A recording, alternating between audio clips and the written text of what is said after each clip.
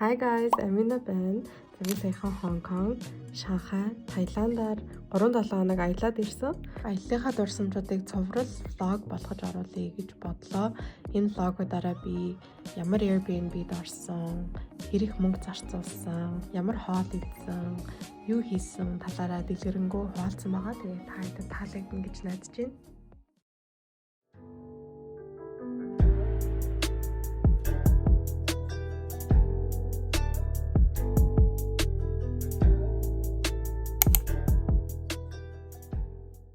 Тэр анх удаага Шанхай руу явж үзэж байгаа. Тэгээд Хонконгоос Шанхай руу 2-3 цаг орчим нисэж очоод эхний өдөр нь орой байсан болохоор нэг юм хийж амжаагүй буудлынхаа хажуудлын хятад ийм hot pot restaurant орж үзсэн. Нэг ийм ус ороод юм авсан. Тэгээд амар гоё ороод юм билээ. Тэгэхээр Шанхайд нэг 3 хоног байна. 3 бүтэн өдөр байгаа болохоор бас арай гоё аажмуу явж байгаа. Шанхай яг одоо амар хүүтэн байна. Тэгээд би 3-4 өөр газраар ингээд тийм 3-7 хоногийн туршид явж байгаа. Тэгээд нэг л жижиг carry on чемодантай байгаа болохоор ер нь юмнуудаа пак хийхэд айгүй хэцүү байсан. Тэгээд Шанхайд арай ийм хөтөн гэж бас бодсонгүй. Шанхайд одоо 7-8 градус, оройд 3-4 градус хавцаад.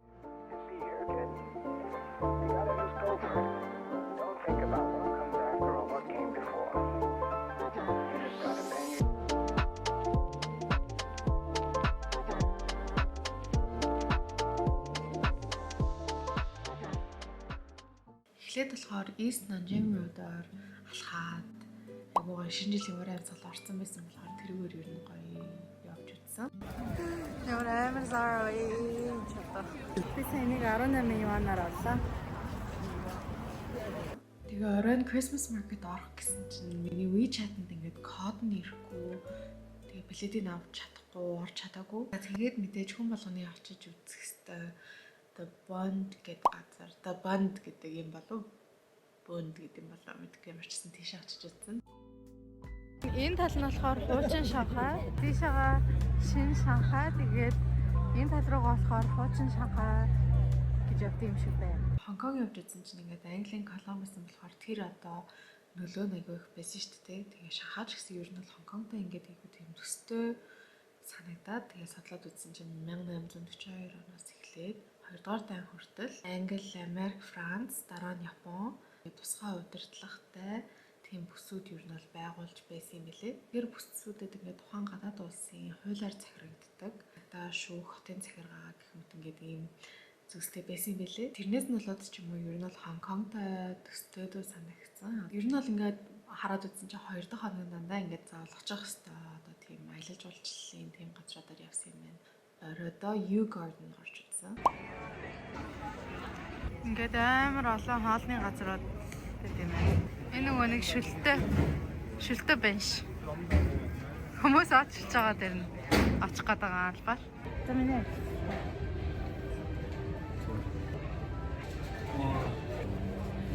Is it good? Oh. I thought it was gonna be so good. Гоё захад цэвэрхэн гоё хөрхөн шүшиг байна. Цэвэртэл юм байна.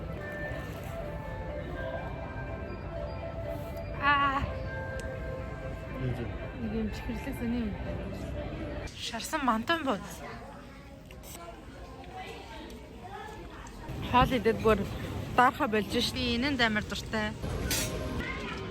Би дуртай.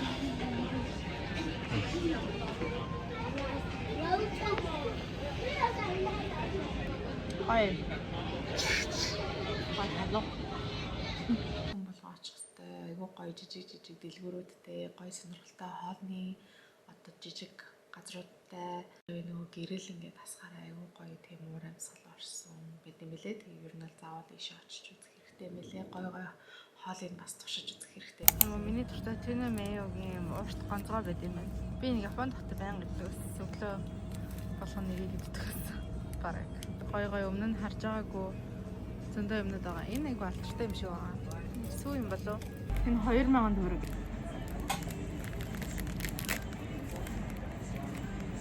Мөн бэ. Ойлгоогүй л дээ зүгээр харж байгаа хаагаад авчих. Яг Японы хавч өөр.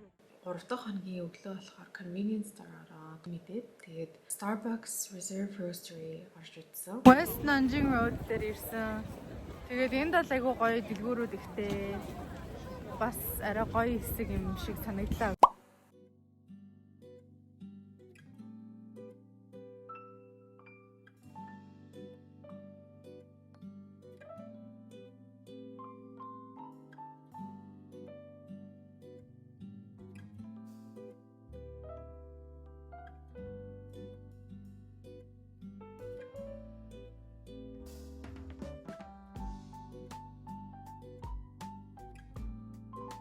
Амар гоё.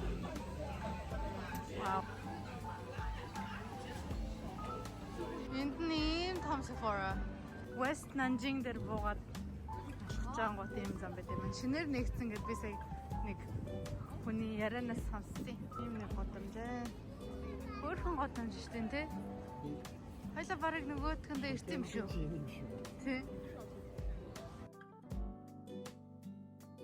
Энэ болохоор Side of the First CPC National Congress гэдэг хэсэг. Тэгээд Xintiandi руу явж байна. За тэгээ манай Японоор одоо Harajuku юм уу да. Тэг хүмүүс гоё гадаа суугаад гэж юм байна. Тэр Aesop-ийн гадаа юу вэ? Гараа угааж идэх байлаа тэрүүгээр.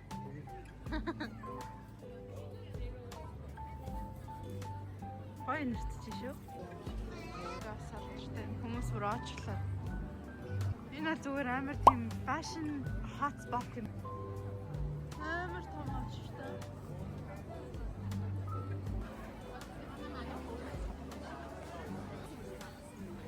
Сэмэр хэмээнэ.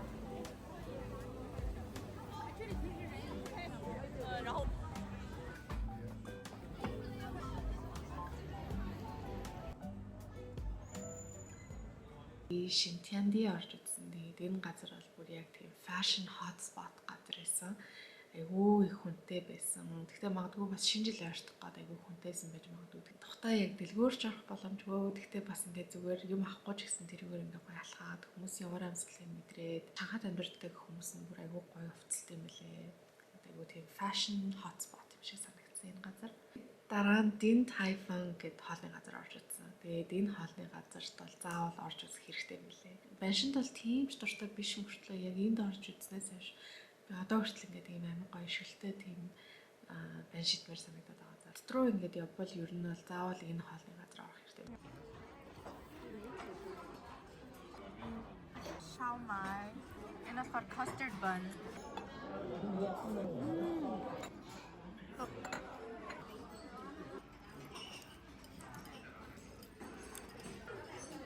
Саяны Din Tai Fung гэдэг бүр амар улааж малаасан тэр бүр амар гоё юм байна. Яси. So shy.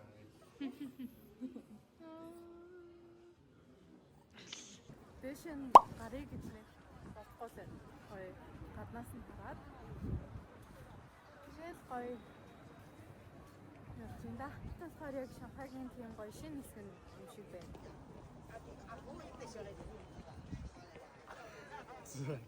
Метрогоор явж агаад Zhejiang метро нэг тийм цагсаатай бууж агаад ирсэн чинь ингээ гүүрэн дээр нь Oriental Pearl юм ирсэн юм. Дэшин хол гэж бодож байна. Зүгээр ингээ хаад гоё. Тэгээд нөгөө тал руу нь болохоор ингээ хятадын годомж, шахтын годомж шиг. Чин Шанхай харагдаж байна. Надаа юу айгүй сонирхолтой санагдсан бэ гэхээр хятадын гоо сайхны дэлгүүрүүд бүр үнэхээр сонирхолтой юм билээ. TikTok дээр ч юм уу ингээл хятадын контент креаторуудын ингээ нүүрээ бодож авчлаад ингээл амар сонирхолтой тийм шүү дээ. Ингээл бүр юу ч тэргээд зээж харж байгаагүй тийм сонирхолтой бүтээгдэхүүнүүд байт юм билээ. Юм бараг аваагүй хаа зүгээр. Ер нь бол удаан хугацаагаар бас ингээд аялсан учраас ер нь бол ингээд мөнгөө айгүй сайн хэмнэж явахыг хичээсэн. Тийм болохоор бас хэрэггүй худалдан авалт нэг хийгээгүй. За би өнөөдөр юу авсан хараад. Би энд ирсэн авсан юм байна. За ийм хөрий авсан. Тэгээд жилеттэй авсан. Уусаа ямар ч курт хүмүүждэг авчраагүй. Ийм цүнх авсан.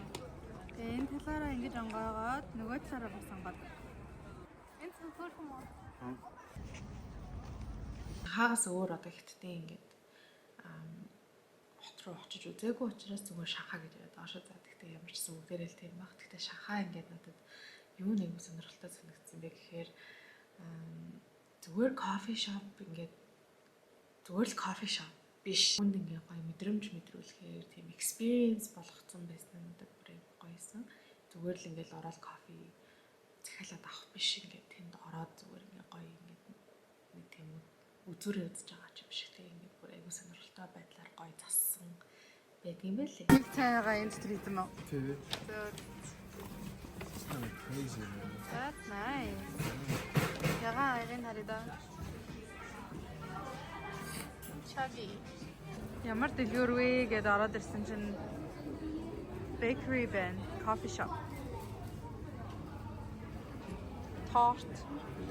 Энэ хэдэн төгрөг гэсэн үг үү? 150,000 төгрөгийн tart. За өрөөний тур өнөөдөр бол яг сүүлийн өдөр биш ээ. Сүүлийн өдөр гэдэг хамаагүй тэгж хэлж болдоггүй юм гэсэн. Энэ жилийн Шанхай дахь аяллаа сүүлийн өдөр. Ороод зүүн талд нь болохоор ийм угаалгын машин нүүр угаах хэсэг гоё том тойл байлээ. Энэ амар таалагдсан. Амар гоё том зурагт ханаасаа ингэж суйрлуулсан. Энэ бас гэр мэрээ дараа нь тохижуулж бол ингэж хийвэл амар гоё юм бэл. Тэгээд тэндээ нэг жижигхэн буудантай. Тэгээд эндээ нэг ортой. Орон нэг иймэрхүү айгүй хөрхэн цэвэрхэн бодлоо. Энэ цонх биш тань зүгээр хан тэгээд ийм цагаан гэрэл хасаацсан байгаа. Тэгээд яг нөгөө амар игүүн бэлээ өглөө орой болж байгааг нь ерөөсөө мэддэхгүй. Тэгээд энэ буудал жишээ нь Хонконгийн буудлаас бараг 200,000-аар хямдхан байсан. Тэгсэн мөртлөө хамаагүй тухтай. Санамаад Шинхай хотел гэд энэ trip.com-аас захиалсан. Тэгээ 3 хоногийн 330,000 болсон. Метроны буудлаасаа нэг 5 минут дотор алхаад орчихоор 0.1 иймэрхүү. Яа нэг иймэрхүү хөрхөн өрөөнд айгуу тухтай байлаа. Тэгээд одоо Таиланд руу, Бангкок руу нислэг маань өглөө 4 цаг үлээ 6 цагт учраас бид хоёр угаасаа ингээл оройжонгоо явж байгаа л орой 10 11 гэж гэртээ ирж байгаа учраас ер нь бол дахиж нэг энд хонох хэрэггүй мэн зөвөр шууд онгоцны бодол дээр хүлээгээд байжсэн дээр ах гээд одоо чек аут хийх чинь. За тэнийг иймэрхүү байлаа. Баярлаа. Гоё тухтай байлаа. Иймэрхүү коридортой. Тэгээд иймэрхүү common space мэстэй. Бас хөрхөн. Ийм хөрхөн gardenтэй байна. Энэ зургийг харж агаад ер нь бол буудлын захиалсан байхгүй юу? Тэгээ явах өдрөө л харлаа. Нартай гоё газар байсан шүү дээ. Энийг бичлэгийг яаж амтлаа? Тэгэхээр анх удаа аялын влог юм тухтай хийж үзэж байна. Яг юм яраад бизнесээ юм харуулаад. Явган хүнийхээ замаар ингээд амар олон дугуй энэ байкууд ингээд байнга явж идэг. Айгу аюултай юм билээ. Ер нь бид нар машин мотоциклд зам тавьж өгөх хэрэгтэй юм шиг. Тэд нар бас биднэрт нэг тавьж өгөхгүй шинжийн санагцсан. Өрөвдөх хоног нь болохоор буудлаасаа чек аут хийгээд тэр өдөртөө буудлынхаа тэр хаваар л ер нь бол явсан. Ингээл дэлгүүр орж үзээл, юм мэдээл, кофе шоп ороод зүгээр л агай энгийн өдрийг өнгөрүүлсэн. Зүгээр ингээд Шанхайд амьдарч юм шиг. Тэгээд эзний буудлын дээрээ жоохон байж байгаа л тэгэл ер нь бол Бангкок руу гисэн. Тэгээд Бангкокийн аялын влог удахгүй орно. Миний ястай тэгвэл энэ жоохон батг гарчиж. Хятад хоолноос болж байгаа хөө. Таиланд руу нийслээ. Шин бараг унтаагүй 2 цаг л унтсан.